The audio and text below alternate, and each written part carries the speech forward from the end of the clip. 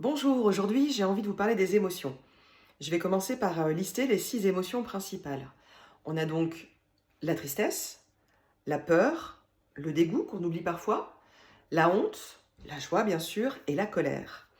Je vais commencer aujourd'hui par vous parler de la colère.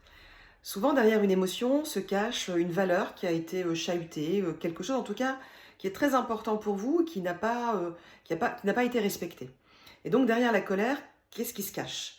Souvent, ça peut être une sensation d'injustice, voire d'impuissance. Impuissance face à ce qui se passe, à ce qui se joue, à des jugements qu'on porte sur vous.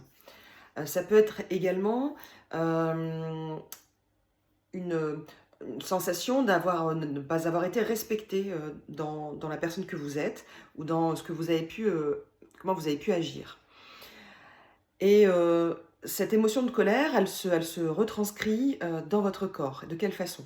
Ça peut être de la chaleur que vous ressentez assez vivement et assez spontanément. Ça peut être les mâchoires qui se crispent ou d'autres parties du corps, les épaules par exemple, le dos.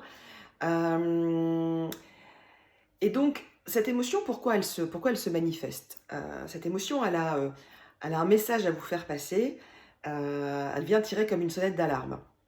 Et donc, c'est intéressant de l'écouter, déjà de l'accueillir. On parle souvent d'accueillir ses émotions, mais aussi d'écouter ce qu'elle a à vous dire. Et dans le cas de la colère, eh bien, peut-être écouter les besoins de votre personne dans ce moment de colère. Et donc, ça peut être ici d'avoir envie, besoin d'échanger, de discuter, de partager.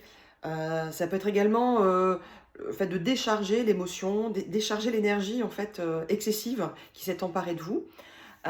Et donc, des exemples d'action, ça peut être de crier. Ça m'est déjà arrivé de crier dans ma voiture ou de crier dans la nature. Ça peut être de trouver un ami, une amie auprès de qui vous pouvez poser ce qui s'est passé pour vous et parler de cette colère qui vous anime. Ça peut être de faire une pause, de prendre un temps de recul. Ça peut être aussi de respirer, comme j'en parlais il y a peu dans une précédente vidéo. Donc soyez à l'écoute de votre émotion de colère, si c'est ce qui se caractérise chez vous, et essayez de répondre aux besoins qu'elle vous demande d'assouvir. Voilà. Eh bien, c'était la Minute Enjoa. Je vous souhaite une belle journée. Je vous dis à bientôt. Au revoir.